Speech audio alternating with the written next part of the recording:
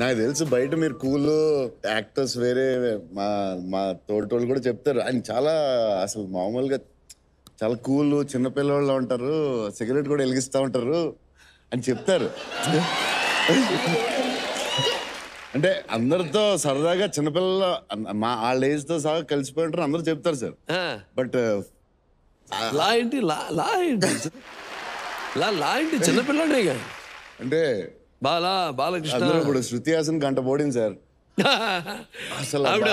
బాలయ్య బాలయ్య అసలు ఓ so cute అని ఇలా అందరూ చెప్తారు సార్ శృతి హాసన్ నన్ను పొగుడుతుంటే